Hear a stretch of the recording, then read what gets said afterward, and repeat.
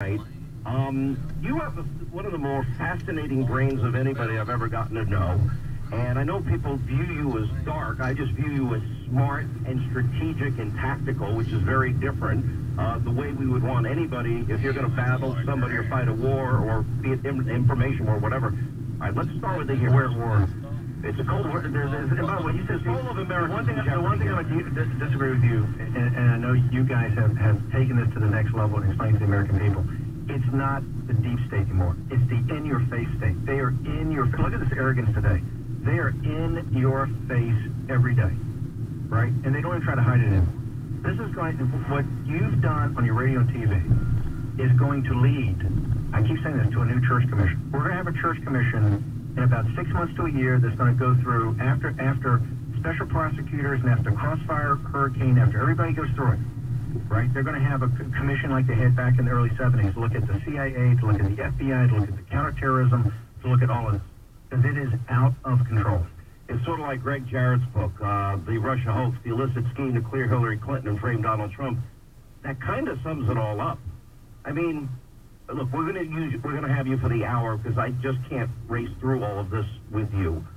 But when you get to the heart of it, what we have is a woman that was running for president that was guilty of numerous felonies, guilty of the clearest case of obstruction we've ever had, that we had, you can call them deep state actors, in-your-face actors if you prefer, that literally they managed her case, wrote an exoneration before investigation. They allowed her to had to clear up the file, just like bureaucrats. The mid-July had to clear up the file before they start the new file, right? Had to clear it up. 100 million to 1 Strzok said that she should be elected, although he wasn't favoring one candidate after another. But then it was an effort that it went so far as she gets away with things no American would get away with, and then they frame Donald Trump. They bring up a phony Russia collusion narrative. They even use lies to FISA judges to spy on Americans. Here's my take. If we don't fix this, Steve Bannon, we lose the United States. That's how profound this is to me. If you're not a fan of Donald Trump, you did not vote for Donald Trump, but you love your country. This is a important moment in American history because what happened is they tried to nullify a presidential election. They've tried to nullify a presidential election. If we let this happen, and I call on all the patriots out there that are not Trump supporters, right? They've got to start paying attention to this. Just look at the facts and look at the details. Look at this hearing today. The American people have to come together and say, hey, we can't continue down this path. There's an apparatus that is built up. And by the way, around both political parties have allowed it to happen. The permanent political class allowed this to be created over the last 30 or 40 years. And it is now out of control. And for the good of the country, Sean, I think we've got to come together and say, hey, you can't nullify. By the way, that's what I keep saying. This November, I have no problem with this being the first Trump reelect in November 6th, right? His reelect, it's up or down vote on the Trump program. Let's have a fair election, right? But you can't nullify a presidential election, and that's what they tried to do. Let me go. Your name was brought up in the hearing. We have the audio of this.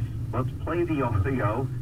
Some Democrats want you to go now before the joint committees, and here's what went down earlier today. A point of order, Mr. Chairman. Will the committee also consider contempt for Mr. Bannon, who refused to answer Mr. Gowdy's questions when he was actually under subpoena?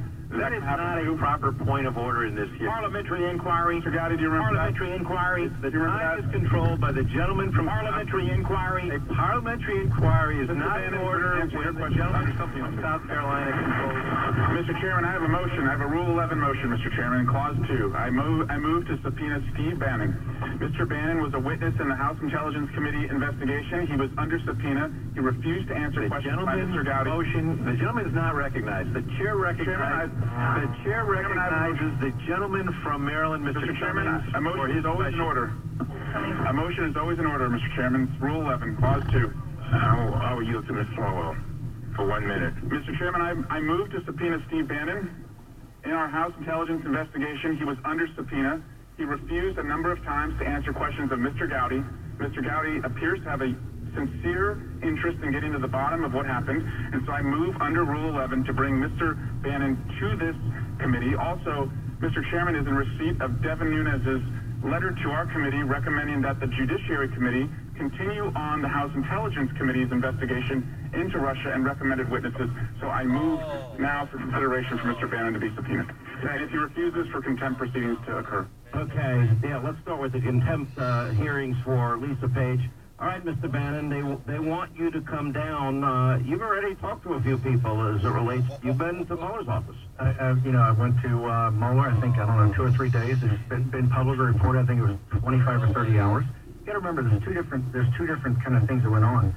The president's lawyers, and this is how much Trump's cooperated. The president's lawyers, Ty Cobb and John Dowd, said the other day at the New York Times, it was a mistake, but when they talked to the president, says, let's fully cooperate and give everything. Over 1 million pages of documents. 1.4 million. 1.4 million pages of documents and access to everybody in the White House for all questions. They basically essentially waived executive privilege. General counsel actually testified. Don McGahn. The White House counsel, the chief of staff, Hope Hicks, Sean Spicer, Reince Priebus, myself, all of us. And we were told no executive privilege, go up there and talk about everything. So that was, this was the strategy at the time.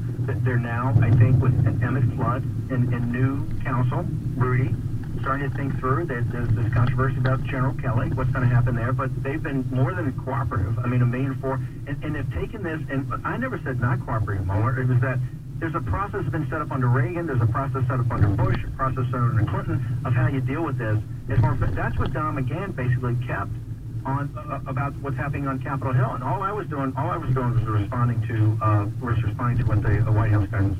Well, we'll see what happens here. It's just, yeah, you're right. You're the biggest get, and we had you booked ahead of time. What was it like to sit in front of? Well, I've been very critical of the special counsel. 13 partisan Democrats, no Republicans, and you got a guy like Andrew Weissman. And I've been through his record. Tens of thousands of Americans lost their jobs because of him and the Anderson accounting investigation going back to Enron. And we had 9-0 Supreme Court overturn against him. We had 4 Merrill executives in jail for a year, and that was overturned by the Fifth Circuit. We've had 2 judges excoriate Andrew Weissman for withholding exculpatory evidence.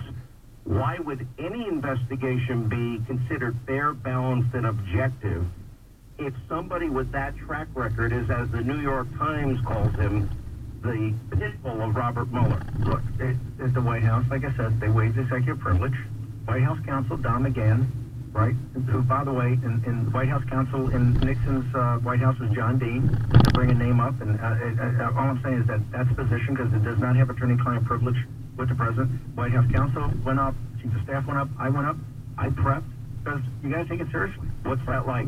Well, you got you sit there I sat there for a month in advance, and I realized that I think the president has treated this with the level of gravitas, right, that he should have, and he told people, hey, listen to what these guys say. They waived executive privilege. I got great counsel. We went up there as a witness of fact, but I got to tell you, you got to prepare, and it's a long and grueling thing. But I thought at the time it was professional in the fact that they go through everything. Now I can't get into the specifics, but let me tell you, it's as close to a proctology exam as you're ever going to get. So here's the problem. There has been no evidence, in spite of media hysteria, about Trump-Russia collusion. The most exculpatory bit of evidence actually came from James Comey. In James Comey's notes, when the president, and he took these notes, said to James Comey, I didn't do anything with Russia, but if there's anybody around me that did, you need to get to the bottom of it. That does not sound like anybody that is obstructing justice. Of course the Russians wanted to impact our elections. Devin Nunes warned about that in 2014. By the way, Barack Obama spent taxpayer money to try and unseat Prime Minister Netanyahu in Israel. But there really was collusion with Russia in this sense. Didn't Hillary pay for that phony dossier with funneled money through Perkins Coie that hired GPS, Fusion GPS, that hired a foreign national, Christopher Steele, that used Russian sources?